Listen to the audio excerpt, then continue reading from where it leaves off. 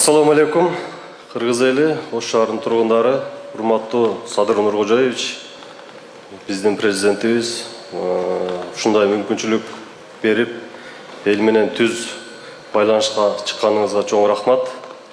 Ыраазыбыз, сыртта турдук, кире албай, бирок мүмкүнчүлүк болду, элди ойлоп. Мен сизге биринчи суроом мындай да. Неге кире албай турдуңуз? Киргизбей аттыбы, жемне? Жазылбай калган экенбиз. Жазуу менен киргизип атасыңар. Барбы дагы сыртта турган кире албай? Эми билбейм. Сыртта тургандар барбы дагы кире албай? Же жок? Кудайдан болуп чакырып калышты, кирип калдым. Так, охрана деги ким? Сыргак. Яраслан, Сыргак. Кире албай турабыз дегендердин бардыгын текшерип, металлист кемеңер менен киргизгиле могут. Те артында тегерегинде тура берсин батышынча. Давай, срочно киргизгиле. Рахмат чоң. Эми рахмат Садыр Кожоевич. Эми чындык үчүн бир нерсе айтып коюш керек. Бул жигит 3-4 жолу мэрияга келип, мен өзүм айткам, ушул көйгөйүңөрдү президент келгенде барып айтасыңар деп, тескерисинче көйгөйбаларды биз өзүбүз чакырганбыз. Анын ичинде мен сизди таанып атам, сиз дагы болчусуз. Президент келгенде кирип ачык айтасыңар деп айтканбыз. Эми ошондой жактарын да айтып коюш керек да силер. Туура. Рахмат. Биринчи суроом, урматтуу Садыр Нуркожоевич, мына үлүш жер маселеси да. Бул аты жөнүңүздү айтыңыз. Атым Уланбек, фамилиям Жалилов, Ош шаарында туулганмын, Ош шаарынын тургунумун. Маселе Ош шаарында, шаардын ортосунда 5 микрорайондун ичинде калып кеткен 79 гектар жер бар.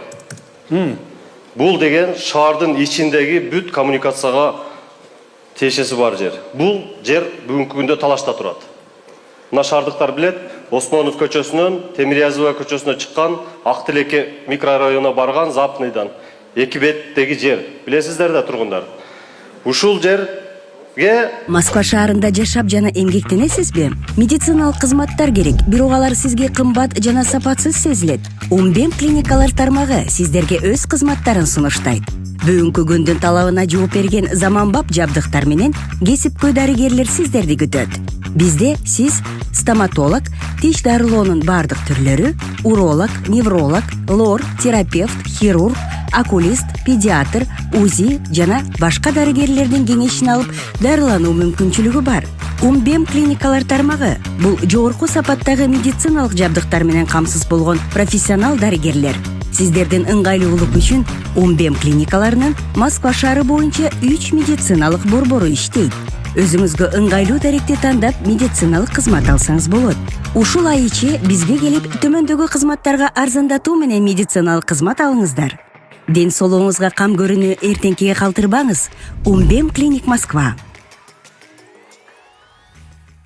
Темирязева көчөсүнө былтыры мурунку мэрия жетекчилиги тарабынан жол кеңейтүү деп жер алышкан.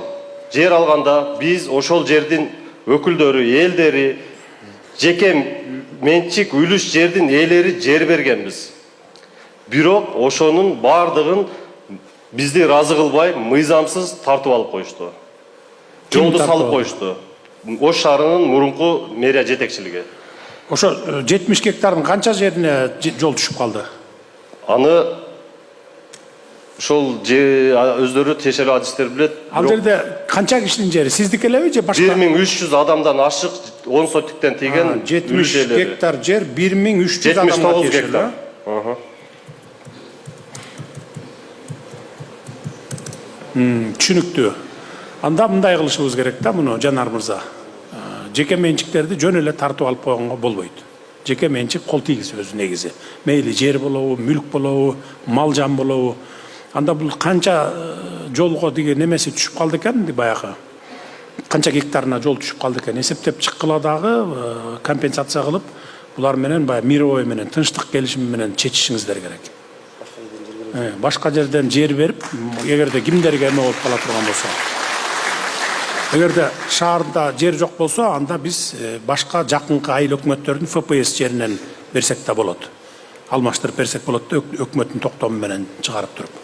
Анан ал эгерде шаардын ортосунда калган жер болсо, Ал жерде анда бир жолу эле баарыныкын алмаштырып беришибиз керек, алмаштырып алышыбыз керек да, ал жерге ГИК аркылуу элге баягы үй жокторго үй куруп беришибиз керек. Мен азыр билбейм кандай жер экенин, мен көрө кетейинчи аны бүгүн эртеңдерде. Бергиле микрофону биринчи. Былтыр ошол мыйзамсыздык иш боюнча сизге кат жөнөткөнбүз. Мурунку УКМК жетекчилиги Камчыбек Кыдыршаевичке, Ош шаардык прокуратура башкармалыгы Бакытбек Өмүрбековичке, мына жерде 9 барактан турган элдин колу. Биродагы бир өкүл ошол жерге басып барып, мыйзамсыз салынып аткан жолду контроль кылган жок. Эл менен эсептешкен жок. Чогулуштарда видео фиксация бүт запистерибиз бар.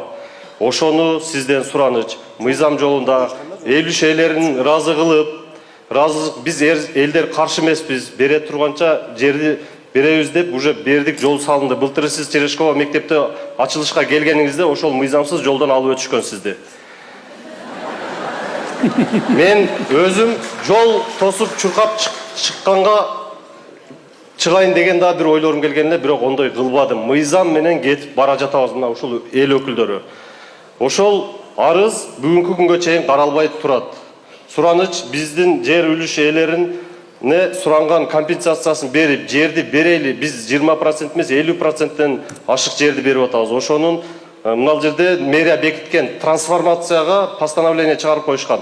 Ошонун негизинде бизге компенсациясын берип, биз элге да берели, эл ыраазы болсун, жер ыраазы болсун деп сунушка келдим эле сиз. Болду, мен азыр жазып алдым. Рахмат чоң. Бул чогулуштан кийин тиешелүүлөрдү, мэрди баштаган тиешелүү адамдарды, мамлекеттик кызматкерлерди өзүмө чогултам.